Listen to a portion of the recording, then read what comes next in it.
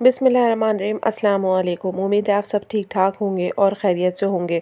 तो आज जो मेरा सफाई का मिशन है वो मैंने कहा कि जानेमाज़ें और टोपियाँ वगैरह वॉश कर लूँ मैं, क्योंकि ईद रमज़ान से पहले जो है ये चीज़ें भी साफ़ सुथरी होनी बहुत ज़रूरी है, क्योंकि इबादत के लिए हर चीज़ साफ़ सुथरी हो।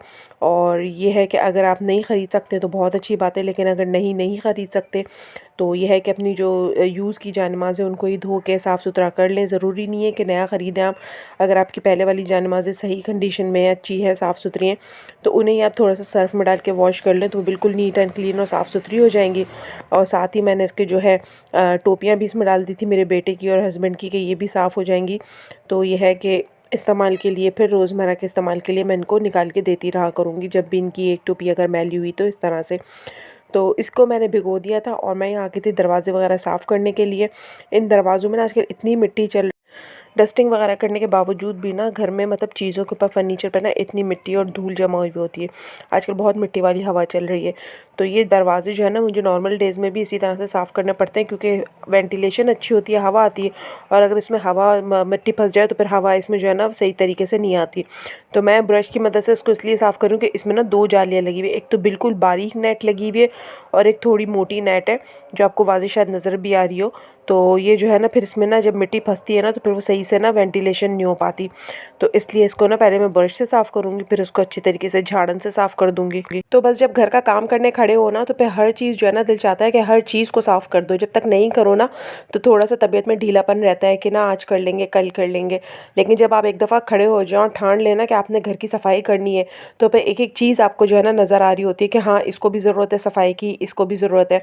तो बस मैंने ड्राइंग रूम भी झाड़ लिया था और साथ ही सारे घर के दूसरे कमरे भी झाड़ लिए थे। अब बारी आ गई थी दरवाज़ों की, तो मैंने कहा इनको भी मैं साफ़ कर लूँ, क्योंकि इनमें भी बड़ी मिट्टी विट्टी होती है, तो ये भी साफ़ सुथरे हो जाएंगे। और रमज़ानों में ना इबादत के साथ साथ थोड़ी हिम्मत भी नहीं होती रोज़ा रख के कि ना, मतलब इतनी कोई दूसरे मेहनत के काम किए जाए, तो पहले से अगर हो जाए तो ठीक है। और फिर जब दरमियान में मतलब से 15 रमज़ान गुजरने के बाद जो है हल्का फुल्का दोबारा से आप एक हाथ जो है अपने घर के ऊपर लगा दें इस तरह से झाड़ पोंछ के लिए, तो ये है कि ईद तक आपका घर बिल्कुल साफ़ सुथरा रहेगा। और ईद पे आपको बिल्कुल जो है हर चीज़ निकाल के और इस तरह से लेके नहीं बैठनी पड़ेगी कि हर चीज़ आपको नए सिरे से साफ़ करनी है ना। तो बस इस तरह ये है कि पहले से अगर काम हो जाए तो रोज़े भी अच्छे गुजरें और सारी चीज़ें भी आपकी पाक साफ़ हो। तो जानमाज़ मैंने खंगाल दी थी और खंगाल के अब मैं इसको डाल रही हूँ धूप में, और ये इंशाल्लाह एक दिन में सूख जाएगी, क्योंकि धूप आजकल बड़ी अच्छी आई हुई है।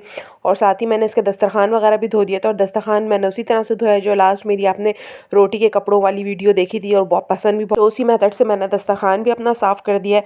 और ये सारी चीज़ें जो हैं, धूप बड़ी अच्छी आ रही थी, दोपहर का टाइम था, तो मैंने कहा इनको डाल देती हूँ ताकि जल्दी सूख जाए। तो जानमाज़, टोपियाँ, दस्तरखान वगैरह जो है सारे साफ़ हो चुके हैं मेरे। और अल्हम्दुलिल्लाह जो है बस सफाई मेरी एंड चल रही है।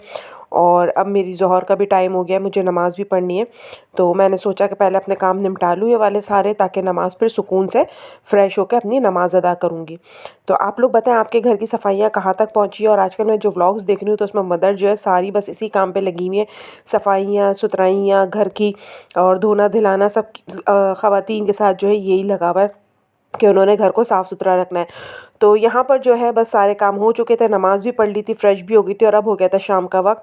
तो बस मेरे हस्बैंड आते हुए जो है समोसे और जलेबी लेकर आ गए थे कि चलो शाम में ये खा लेते हैं हम लोग।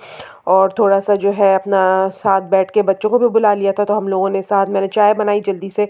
उनका फ़ोन आ गया था कि मैं समोसे लेकर आ रहा हूँ, तो मैंने कहा जब तक वो समोसे लाएंगे गर्म गर्म तो मैं चाय भी बना लेती हूँ। तो उनके आने से पहले मैंने चाय भी बिल्कुल रेडी करके रख दी थी। और बच्चे भी आ गए थे, मैंने कहा चलो आ जाओ समोसे खाते, क्योंकि सारे दिन के बाद जब बाबा घर आते हैं ना तो फिर यही होता है कि बच्चों के साथ बैठ के ना खाएं पिए, मज़ा आता है।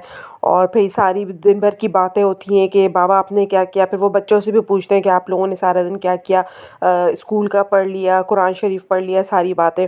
तो इसलिए बड़ा अच्छा लगता है ना। तो शाम में हम लोग ज़रूर इस तरह से मिल के बैठते हैं कि सारी बातचीत हो और बाबा को भी पता रहे कि बच्चों ने सारा दिन क्या किया है।